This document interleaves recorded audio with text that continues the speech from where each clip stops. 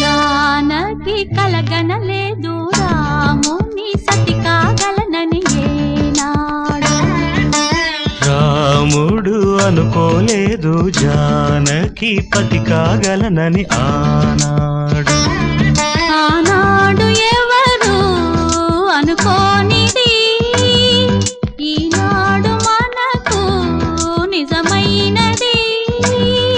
ఆ రామాయణం మన జీవన పారాయణం. రాముడు అనుకోలేదు జానకి పతి కాగలనని ఆనాడు.